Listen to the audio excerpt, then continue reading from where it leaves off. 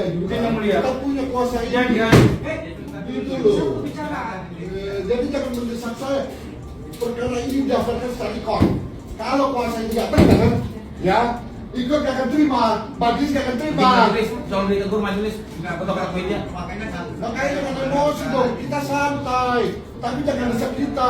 Kita kalau kita nggak benar, mau ngapain ada di sini? Menghadiri sidang donatur. Ini adalah persidangan yang paling keji yang kita alami.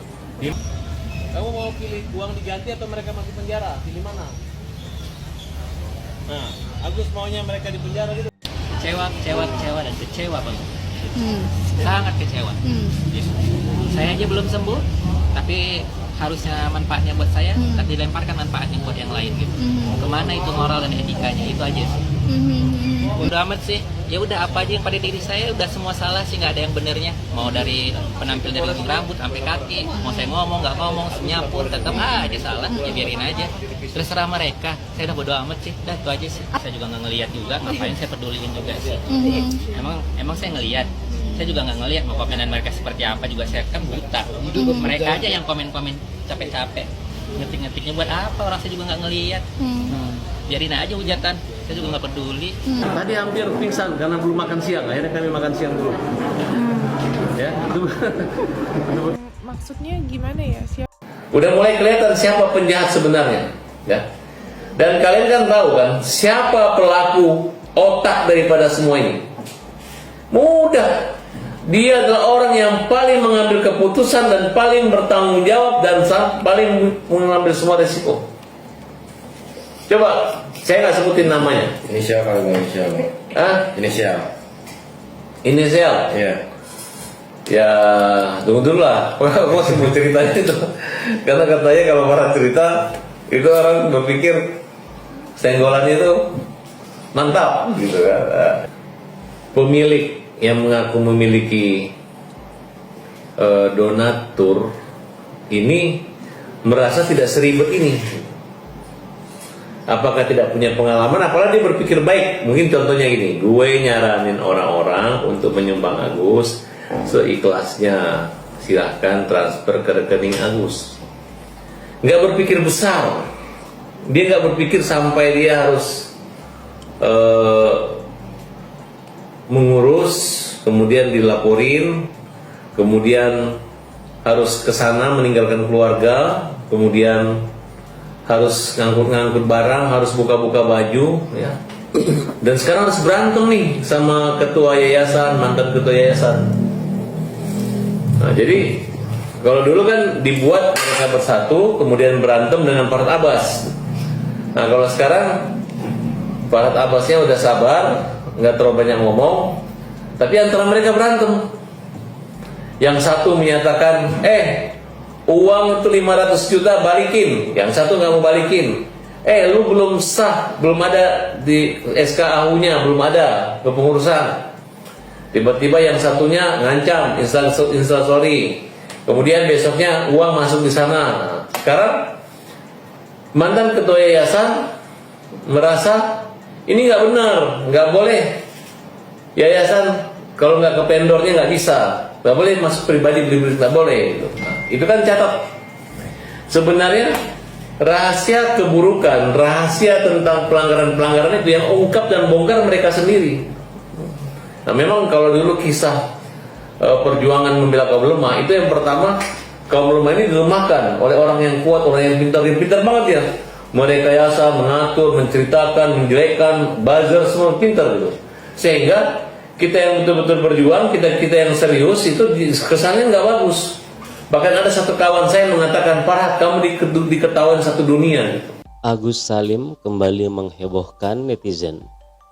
Agus yang hadir persidangan di gugatan dari donatur mengaku kecewa. Farhad Abbas yang kecewa uang Agus yang sudah habis dibagikan ke korban bencana NTT meluapkan kekesalannya di persidangan. Hingga ada kisruh di persidangan dengan meluapkan kekesalannya hingga ada kejadian gebrak meja sidang. Kuasa hukum donatur sangat tidak terima dengan tuduhan Farhad Abbas karena kuasa hukum donatur dianggap berhayal dan tidak sah secara hukum sebagai penerima kuasa hukum dari donatur karena hanya mencakup 500 donatur saja. Sedangkan sisanya 7.500 donatur dianggap tidak memiliki suara apa-apa.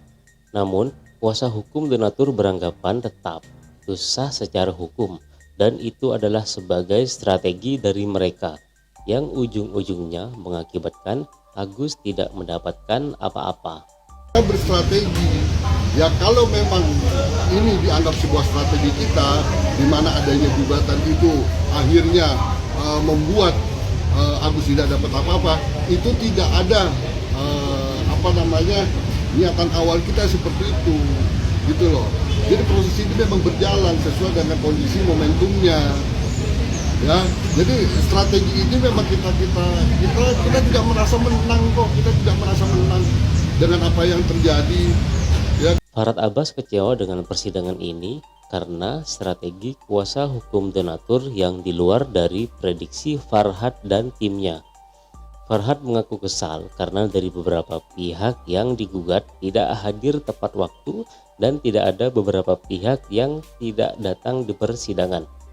Farhad mengaku Agus hampir pingsan karena menunggu persidangan ini yang berjalan sangat lambat.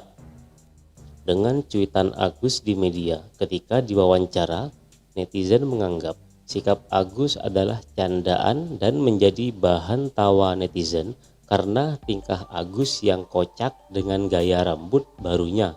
Ini adalah persidangan yang paling keji yang kita alami, di mana pihak donatur memberi kuasa kepada pengacara-pengacara yang dulu adalah pengacara daripada yayasan, yang mereka mengundur ditunjuk untuk menjadi pengacara donatur, mulai dari sumbangan 6.000, 12.000 memberi kuasa 500 orang. Dan mereka juga menyetujui agar dana 1,3 miliar sudah habis di bagian NTT. Hari ini masih terjadi persidangan.